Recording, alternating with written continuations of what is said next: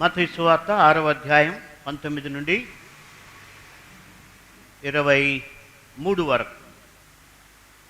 భూమి మీద మీ కొరకు ధనమును కూర్చుకొనవద్దు, ఇక్కడ చెమ్మటయు తుప్పును తినివేయును, దొంగలు కన్నము వేసి దొంగిలిదరు. పరలోకమందు మీ కొరకు ధనమును కూర్చుకొనుడి, అచ్చట చిమ్మటి అయినను తుప్పైనను దాని తినివేయరు. దొంగలు కన్నము వేసి దొంగిలరు. నీ ధనం ఎక్కడ నుండునో అక్కడనే నీ హృదయము ఉండును.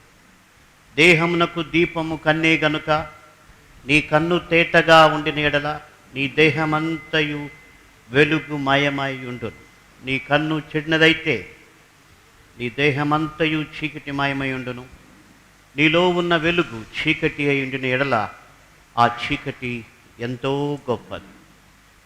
దేవుని యొక్క వాక్యంలో అతి ప్రాముఖ్యమైనటువంటి విషయం ఏంటంటే, యేసు ప్రభు చెప్పినటువంటి బోధ అంతా కూడా తెలుసుకోవటం, దాన్ని పాటించటం.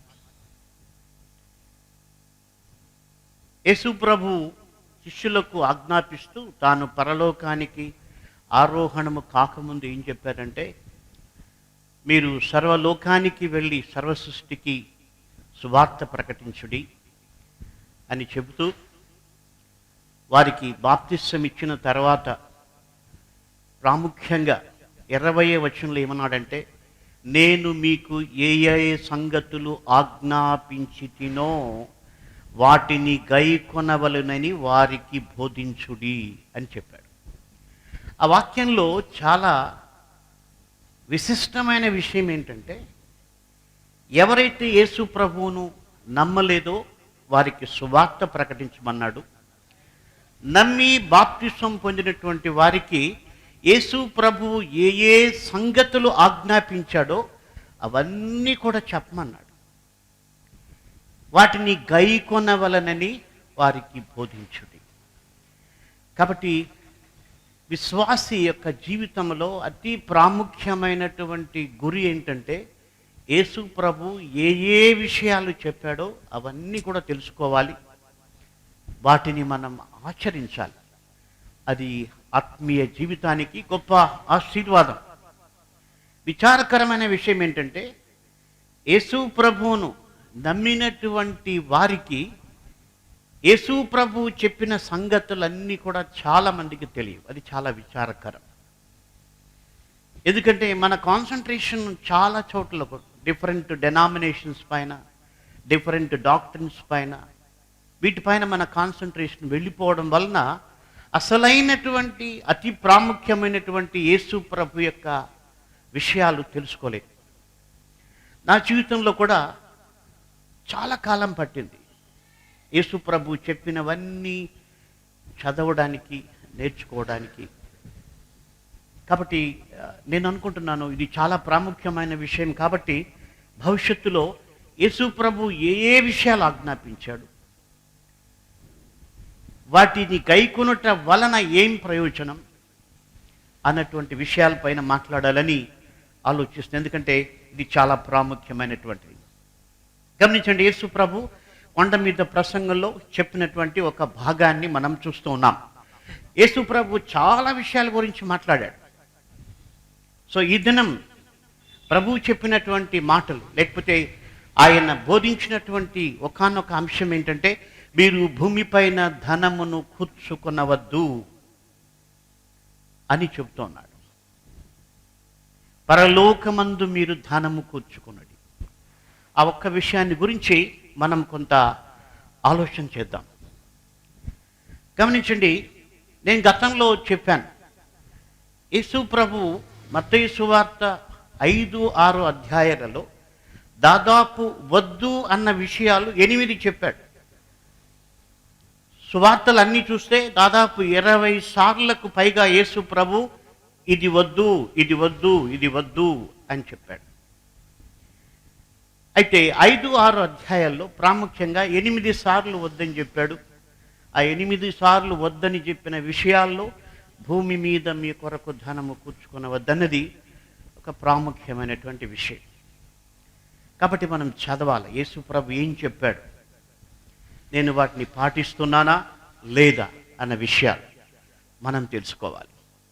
సో మనకు ఈ విషయాన్ని మట్టుకు ఇప్పుడు మనం ఆలోచన చేసినట్టయితే, ప్రభువు చెప్పినటువంటి ఈ మాట మనుష్యులకు ఆశ్చర్యం కలుగు చేస్తుంది. ఎందుకంటే భూమిపైన 199 మంది యొక్క ఆశ కూడా ఏంటంటే, ఈ లోకంలో ధనాన్ని కూర్చుకోవాలి, ధనాన్ని సంపాదించాలి, ఒక ఫ్లాట్ కొనాలి, ఒక ఇల్లు కొనాలి, రెండో ఇల్లు కొనాలి, మూడో ఇల్లు కొనాలి. ఇవన్నీ కూడా మనుష్యులకు అతి సాధారణమైనటువంటిది, ధనాన్ని సమకూర్చుకోవడం అన్నటువంటిది.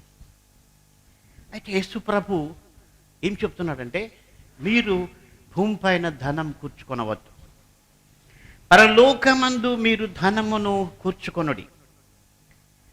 అంటే యేసు ప్రభు చెప్తున్నటువంటి మాట మనం కొంచెం లోతుగా ఆలోచన చేస్తే,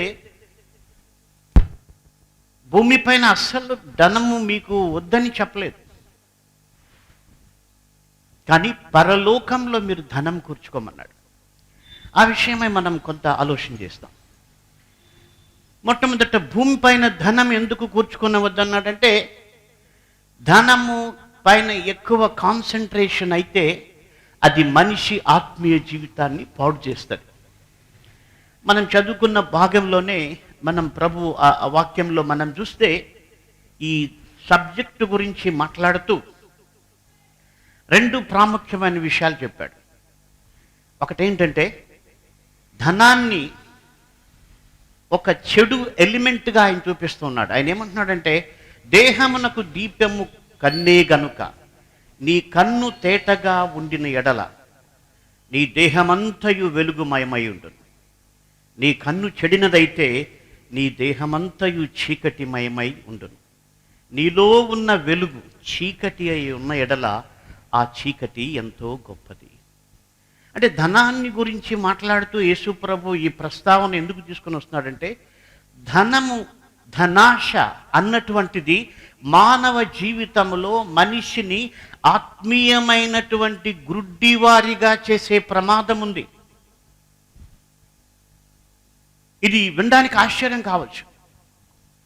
ధనానికి ఉన్న కెపాసిటీ ఏంటంటే, దేవుణ్ణి మరిపించగలిగినటువంటి కెపాసిటీ ధనానికి ఉంది. ఆ తర్వాత భాగంలో అందుకే యేసు ప్రభు చెప్పారు, మీరు దేవునికిని సిరికిని దాసులుగా ఉండలేరు. కాబట్టి మన జీవితంలో ధనము గురించి ఎక్కువ ఆలోచన చేయడం, ధనాన్ని సమకూర్చుకోవాలనుకునే ఆలోచన చేయడం మనం మానేసేయాలి. ఎందుకంటే ప్రభు చెప్పిన మాట అది, నేను చెప్పిన మాట కాదు. అయితే అదే కాన్సన్ట్రేషన్ని, అదే డిస్క్రిషన్ని పరలోకమందు ధనం ఎలా కూర్చుకోవాలి అన్న దానిపైన మనం కాన్సన్ట్రేషన్ చేయాలి. కాబట్టి ఆ యొక్క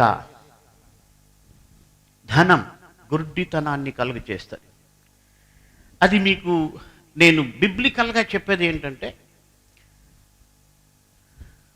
తిమోతికి రాసిన మొదటి పత్రిక 6వ అధ్యాయంలో 10 నుంచి పౌలు తిమోతికి రాస్తూ ఆయన అక్కడ ఒక మాట అన్నాడు, ధనాపేక్ష సమస్త కీడులకు మూలం, దానిని ఆశించిన వారు తమ్మును తాము పొడుచుకొనిరి అని ఉంది.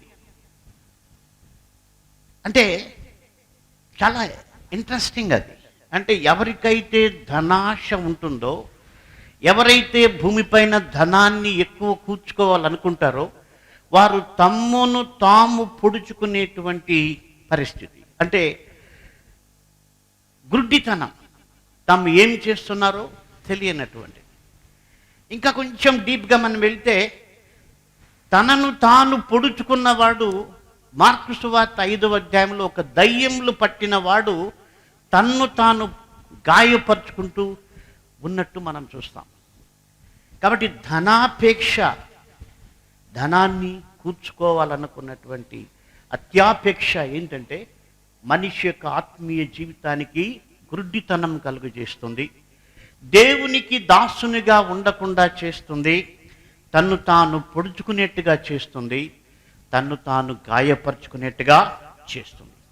ఇన్ని సమస్యలు, ఇన్ని ప్రమాదాలు దాంట్లో ఉన్నాయి. చాలా విషయాలు ఉన్నాయి. అంటే ధనంలో ఉన్న ప్రమాదం మనిషికి తెలియదు. ధనములో ఉన్న ప్రయోజనాలు మనకు తెలుసు, కానీ ధనములో ఉన్న ప్రమాదాలు మనకు తెలియదు.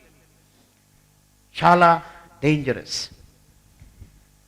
అసలు దేవుని యొక్క వాక్యం చెప్పే పలు విషయాలు లోకం యొక్క అభిప్రాయాలకు చాలా భిన్నమైనటువంటివి.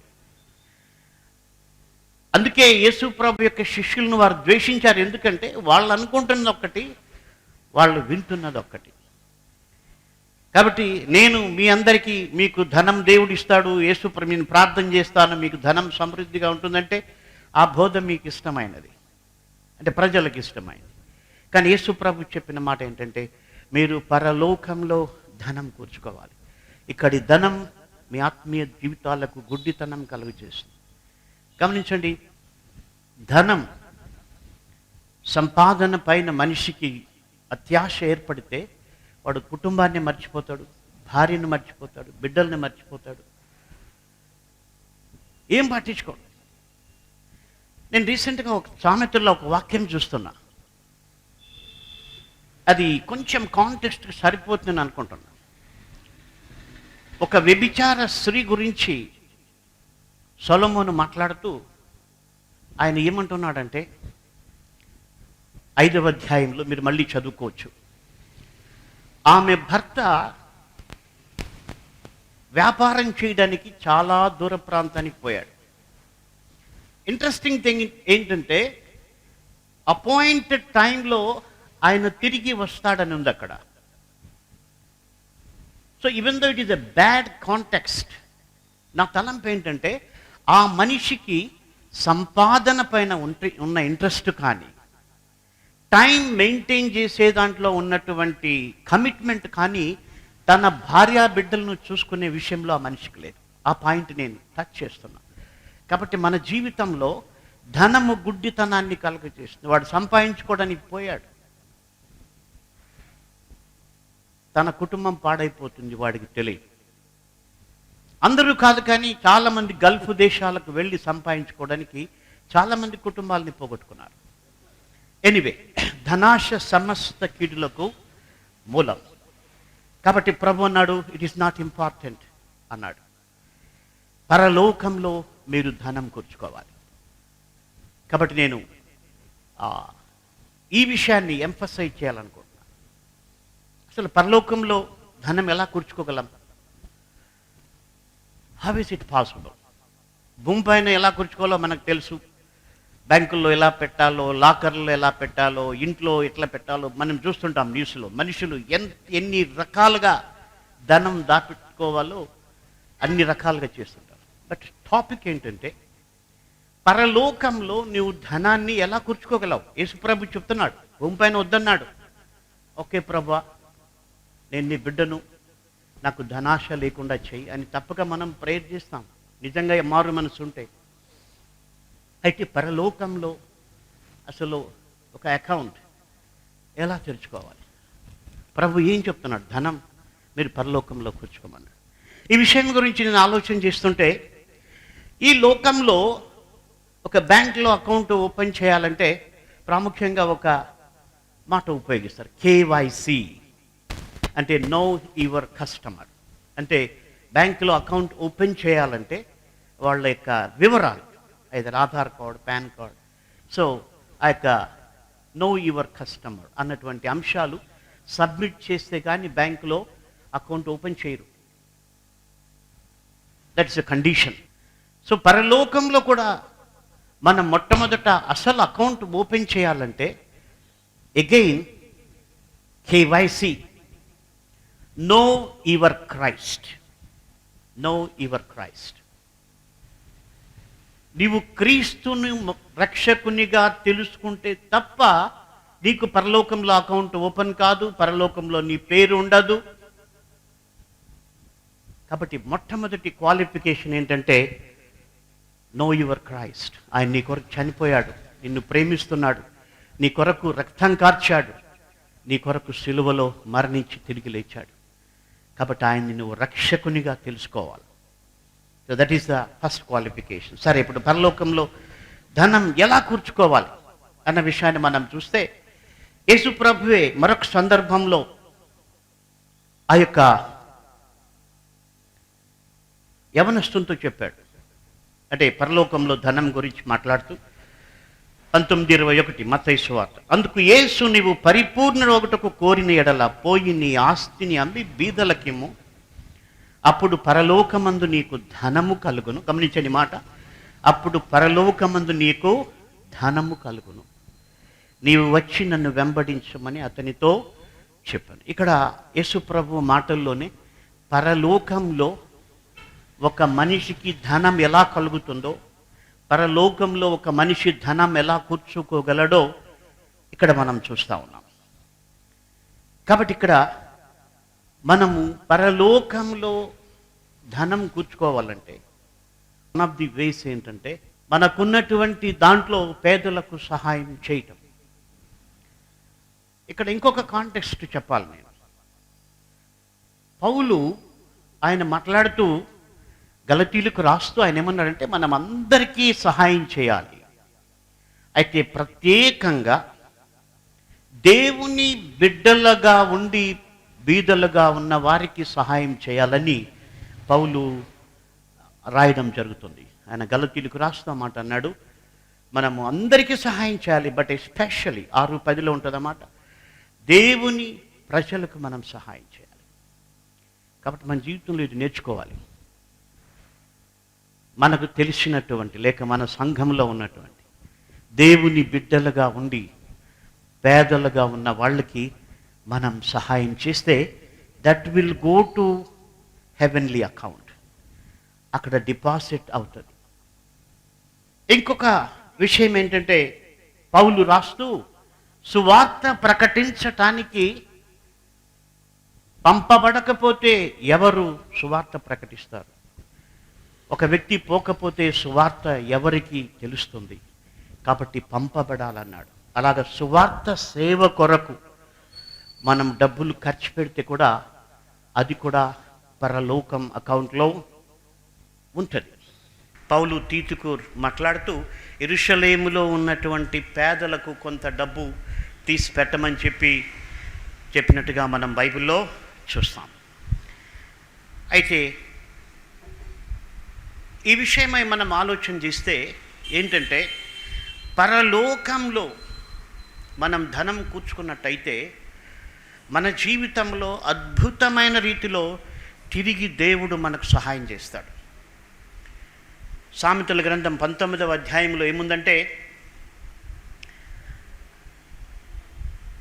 బీదలను కనికరించువాడు యెహోవాకు అప్పిచ్చువాడు, యెహోవా వానికి తిరిగి ప్రతిఫలం దయచేస్తాడని బైబిల్లో ఉంది. యెహోవాకు అప్పిచ్చువాడు బీదల్ని కనికరించేటువంటి వాడు. కాబట్టి మనం పరలోకంలో ధనం కూర్చుకోవాలి. ఈ లోకంలో ఉన్నదంతా కూడా మనం కూర్చుకుంటాం, కానీ కీర్తనలు 39:6 ఒక ఆశ్చర్యమైన మాట మనం చూస్తాం. మనుష్యులు వట్టి నీడ వంటి వారై తిరుగులాడుదురు, వారు తొందరపడుట గాలికే గదా, వారి ధనము కూర్చుకొందురు గాని అది ఎవనికి చేజుక్కునో వానికి తెలియదు. కాబట్టి ఈ ధనాలు కూర్చుకుంటే అది ఎవరికి దక్కుతుందో తెలియదు. ముఖ్యంగా పిల్లల కొరకు కూర్చోాలనుకుంటారు. వాళ్ళు ఏం చేస్తారో ఆ డబ్బుతో, ఆ వచ్చిన అల్లుళ్ళు కోడళ్ళు ఏం చేస్తారో. కాబట్టి వాళ్ళకి అతి ముఖ్యమైనటువంటి ధననిధి ఏంటంటే వాక్యం నేర్పించాలి, యేసు ప్రభు చెప్పిన మాటలు నేర్పించి ఆయన బోధ అనుసరిస్తే దేవుడు మనకు సహాయం చేస్తాడని చెప్పాలి. ఈ బైబిల్ ఫౌండేషన్లో ఈ 70 వాక్యాలు కంఠాపాఠం చేసిన వాళ్ళకి 1000 రూపాయలు గిఫ్ట్ ఇచ్చే ప్రోగ్రాం ఎందుకు పెట్టుకున్నానంటే, నేను పరలోకంలో ధనం కూర్చుకోవడానికి అది ఒక మార్గమని నేను అనుకుంటున్నాను.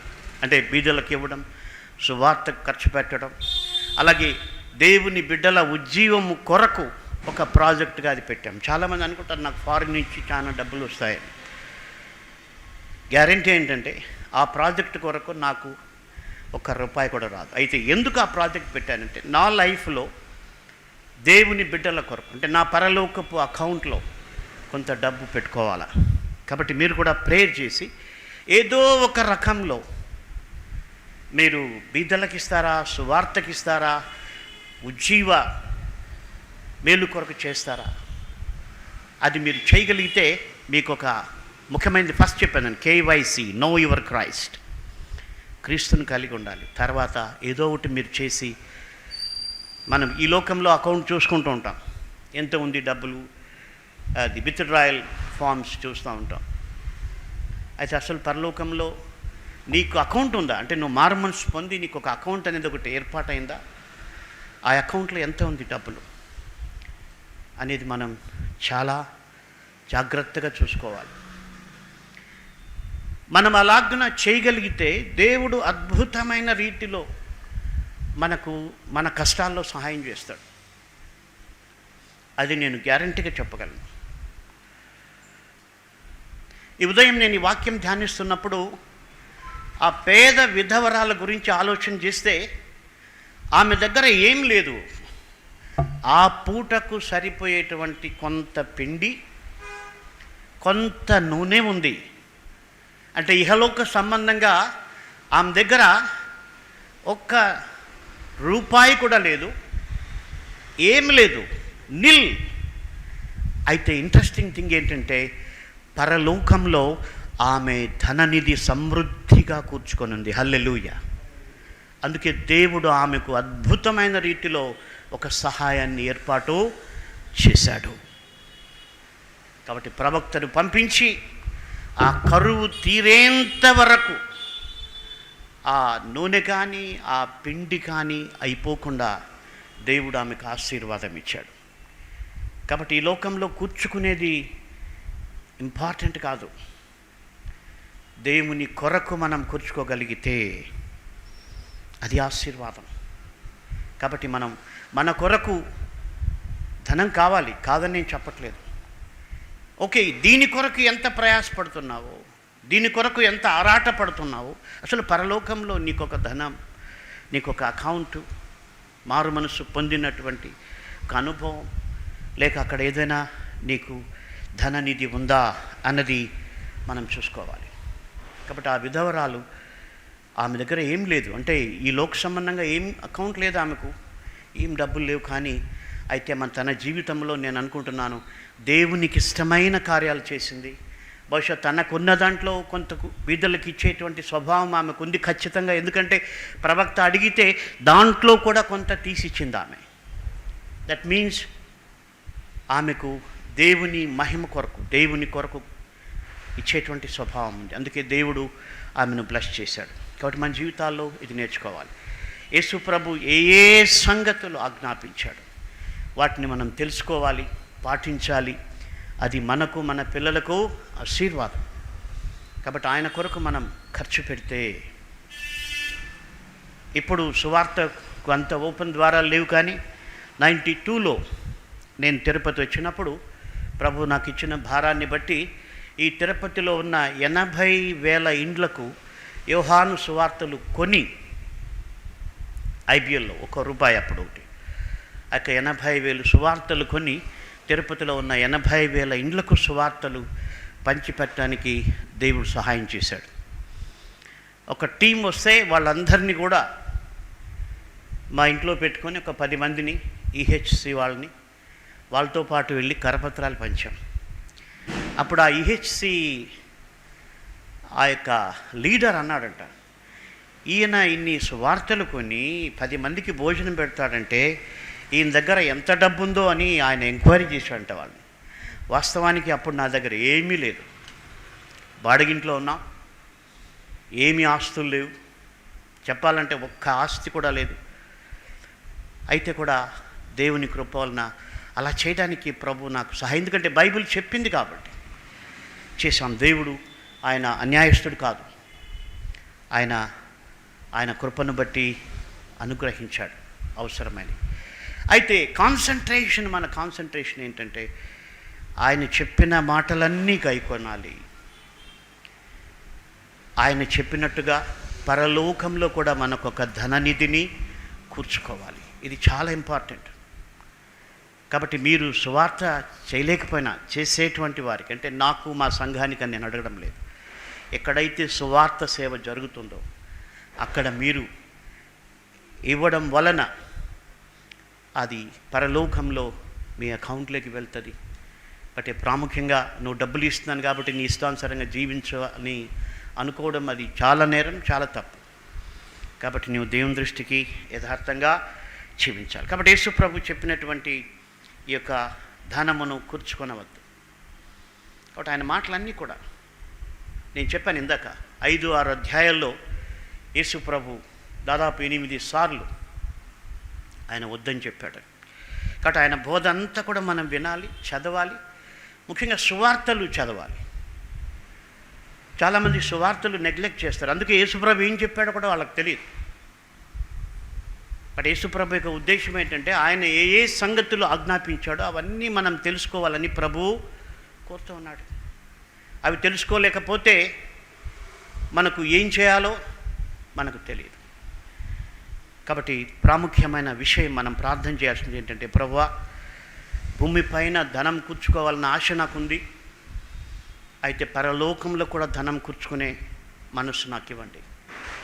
ఈ భూమిపైన ధనం ఎక్కువ కూర్చుకుంటే తప్పకుండా ప్రభువే చెప్పాడు. ఆయన అన్నాడు, ఇక్కడ చిమ్మెటయు తుప్పును దాని తినివేయును, దొంగలు కన్నము వేసి దొంగిలెదరు. చిమ్మటయు తుప్పును దాని తినివేయును. కాబట్టి చాలామంది హాస్పిటల్స్కి ఖర్చు పెట్టడం కూడా ఈ చిమ్మట తినివేయటమే, తుప్పు తినివేయటం. దొంగలు కన్నము వేసి దొంగిలెదరు. ఇంట్లో ఈ ధనవంతుల బిడ్డలో వాళ్ళ బిడ్డలే దొంగతనాలు చేసి చెడు వ్యసనాలకి బానిసలైపోయిన వాళ్ళు చాలామంది ఉన్నారు. కాబట్టి ప్రభు ఏదైనా చెప్పాడంటే అది తప్పక సత్యం, అంతే. కాబట్టి మనం నమ్మాలి. ఈ లోకంలో ఎక్కువ కూర్చుకుంటే మన పరిస్థితి అంతే, అయితే పరలోకంలో కూర్చుకుంటే అది ఆశీర్వాదం. కాబట్టి మన జీవితంలో ప్రభు చెప్పిన మాటలన్నీ కూడా మనం చదువుదాం. ఏం చెప్పాడు ఆయన, ఏమొద్దన్నాడు. ఒకటి గ్యారంటీ ఏంటంటే, ఆయన వద్దు అన్నది చేస్తే అది ఆశీర్వాదం కాదు. తల్లిదండ్రులు కూడా బిడ్డలకు వద్దు అన్నది చేస్తే అది ఆశీర్వాదం కాదు. అదొక ఆర్డర్ అంతే. దేవుడు చెప్పినది వద్దని చెప్పింది పాటించకపోతే మనుషులకు నష్టం, తల్లిదండ్రులు చెప్పింది వినకపోతే బిడ్డలకు కూడా నష్టం. ఎందుకంటే వాళ్ళు చెప్పేది మంచి చెప్తారు. యేసుప్రభు ఈ మాట ఎందుకు చెప్పాడంటే, వద్దని ఎందుకు అన్నాడంటే దానివల్ల నష్టం ఉంది.